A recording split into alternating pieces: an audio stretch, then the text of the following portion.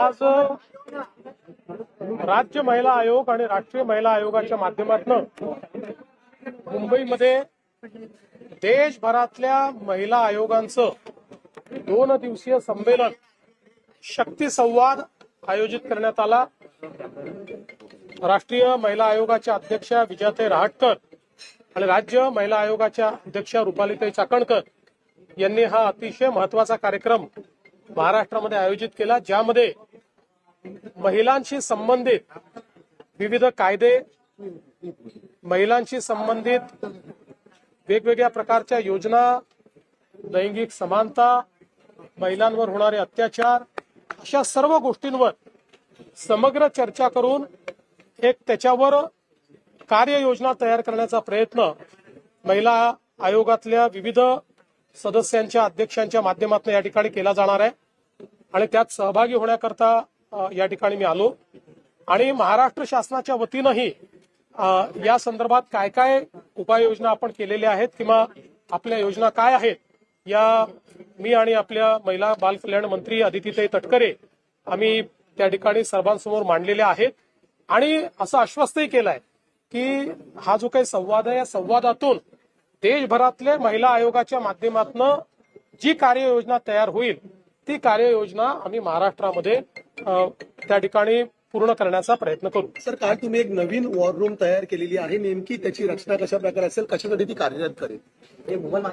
मुळातच आपल्याला आता ज्यावेळी जागतिक जे काही जिओ पॉलिटिकल परिस्थिती आहे त्या परिस्थितीमुळे आपल्या समोर काही देश हे त्या ठिकाणी ट्रेड चॅलेंजेस उभे करतायत, अशा परिस्थितीमध्ये या चॅलेंजेसला अपॉर्च्युनिटीमध्ये, संधीमध्ये कसं परिवर्तित करायचं याचा प्रयत्न देशाचे प्रधानमंत्री माननीय मोदीजींनी सुरू केला आहे आणि महाराष्ट्रातही आपण ठरवलंय की अशा प्रकारे जे ट्रेड बॅरियर्स तयार झालेले आहेत त्यातनं मार्ग काढण्याकरता अल्टरनेट मार्केट्स कसे तयार करता येतील, ते मार्केट्स डेव्हलप करण्याकरता ईज ऑफ डुईंग बिझनेस कसा करता येईल, वेगवेगळ्या प्रकारचे 100 रिफॉर्म्स की ज्यातनं मोठ्या प्रमाणात आपल्या उद्योगांना सुलभता येईल अशा प्रकारचा एक प्रयत्न आम्ही करणार आहोत।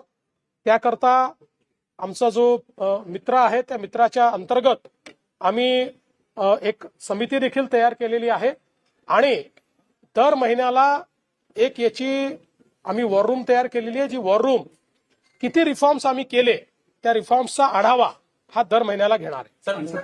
मोठ्या प्रमाणात आपल्याला पाऊस होताना पाहायला मिळालेला आहे। पाऊस मोठा झाला त्यामुळे अनेक ठिकाणी आपल्याला खड्ड्यांचं साम्राज्य दिसतं आहे। एकूणच राज्याच्या दृष्टीनं असं किंवा मुंबई आणि राज ठाकरेंनी देखील काल तुमची भेट घेतलेली होती, एक महत्वाचा मुद्दा त्यांनी ट्रॅफिकचा मांडला आणि आराखडा सुद्धा तुम्हाला दिलेला आहे, काय नक्की चर्चा? निश्चितपणे पहिल्यांदा तर ज्यावेळेस अशा प्रकारचा प्रचंड पाऊस होतो आणि विशेषतः तो कमी कालावधीत जास्त इंटेन्सिटीने पाऊस होतो त्यावेळी इन्फ्रास्ट्रक्चरवर त्याचा परिणाम होत असतो, कारण इन्फ्रास्ट्रक्चर तयार करताना आपण नॉर्मल प्लस 10% अशा कंडिशनला ते डिझाईन केलेलं असतं, पण ज्यावेळेस त्याची इंटेन्सिटी 2 पट 3 पट असते त्यावेळी त्याचा काही ना काही परिणाम इन्फ्रास्ट्रक्चरवर होतो, तसा तो परिणाम झालेला आहे।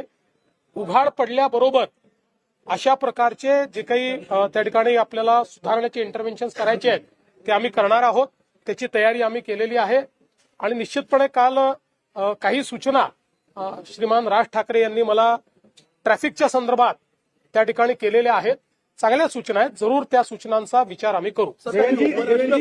पदासाठी शरद पवार आणि उद्धव ठाकरेंना फोन केल्याची माहिती समोर येते, काय चर्चा झाली शरद पवार उद्धव ठाकरेंसोबत? त्यांनी काय नक्की प्रतिसाद दिला?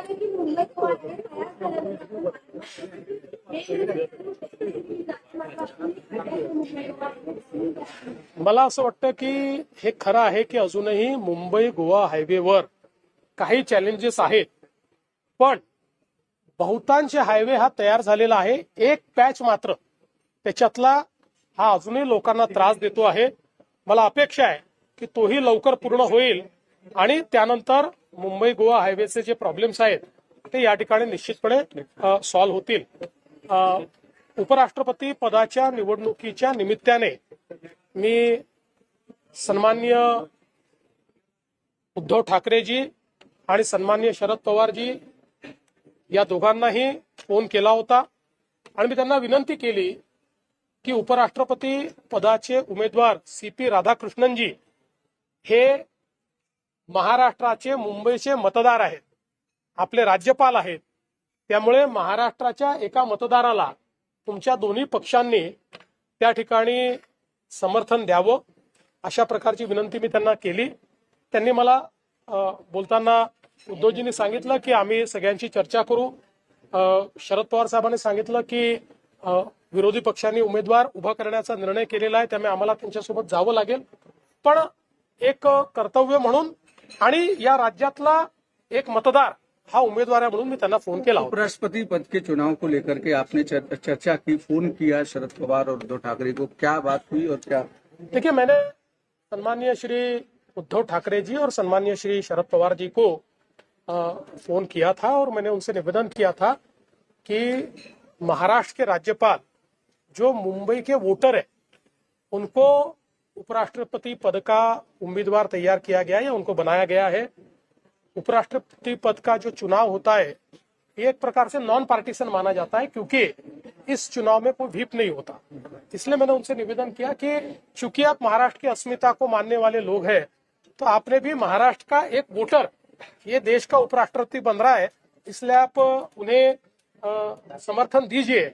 इस प्रकार का मैंने उनसे निवेदन किया था. मुझे उद्धव जी ने कहा कि हम सबसे चर्चा करके फिर निर्णय करेंगे और शरद पवार जी ने कहा कि चूंकि सारा अपोजिशन साथ में आकर एक कैंडिडेट खड़ा कर रहा है तो हमको उनके साथ जाना पड़ेगा. अंतर्राष्ट्रीय स्तर पर जिस तरीके की परिस्थिति बनी हुई है उसको लेकर के कल महाराष्ट्र सरकार ने एक महत्वपूर्ण बैठक की, वॉर रूम तैयार किया ताकि एक नया मार्केट खोजा जा सके ऐसी परिस्थिति के लिए. देखिए, देश के प्रधानमंत्री नरेंद्र मोदी जी ने जो ट्रेड बैरियर्स तैयार हुए हैं उसको एक अवसर के रूप में लीजिए, इस प्रकार का संदेश दिया है और इस अवसर का इस्तेमाल करते हुए नए ट्रेड मार्केट्स तैयार कीजिए, नए ट्रेड रूट्स तैयार कीजिए और इनको तैयार करते समय जो हमारे बिजनेसेस को कठिनाइयां आती है उन कठिनाइयों को दूर करने के लिए आप ईज ऑफ डूइंग बिजनेस के रिफॉर्म्स कीजिए,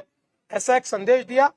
जिसके चलते हमने हमारी महाराष्ट्र की जो मित्र हमारी स्टेट इंस्टीट्यूट ऑफ ट्रांसफॉर्मेशन है उसके साथ में एक कमेटी तैयार की है. जो कमेटी अल्टरनेट मार्केट्स क्या हो सकते हैं, टैरिफ से बचने के लिए हम लोग ईज ऑफ डूइंग बिजनेस कैसा ला सकते हैं, इसके ऊपर काम करना शुरू किया है और इसको फोकस रूप से करने के लिए मैंने वॉर रूम तैयार की है जो हर महीने इन रिफॉर्म्स को ट्रैक करेगी, कितने रिफॉर्म्स हुए इसका विचार करेगी और उसको लागू किया गया है या नहीं किया गया है इसके ऊपर ध्यान देगी. एक ट्रैफिक कितनी बड़ी समस्या है खासकर मुंबई और महाराष्ट्र के लिए, क्योंकि पिछले 3 दिनों से ट्रैफिक काफी ज्यादा है और राज ठाकरे ने भी कल प्रेस कॉन्फ्रेंस करके कहा कि आपको कुछ. देखिए, मुझे राज ठाकरे मिले थे, उन्होंने ट्रैफिक के बारे में कुछ सूचनाएं मुझे दी है और मैं स्वागत करता हूं. कोई भी अगर अच्छी सूचनाएं देता है तो हम उसको लागू करने का प्रयास करेंगे.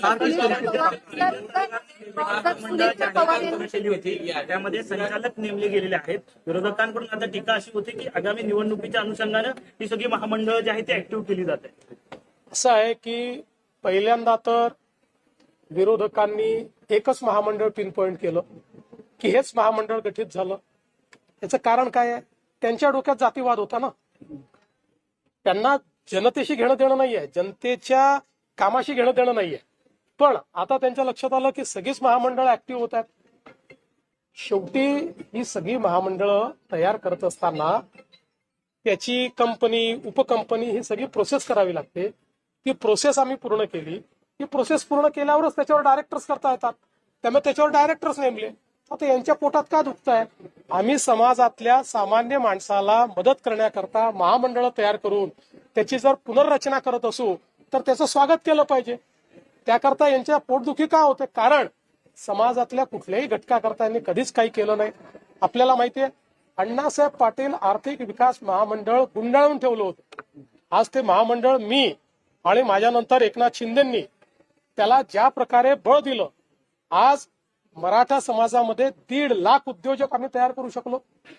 आज ओबीसी महामंडळाची पुनर्रचना केली, आम्ही महाज्योतीची पुनर्रचना केली, महाज्योती तयार केलं.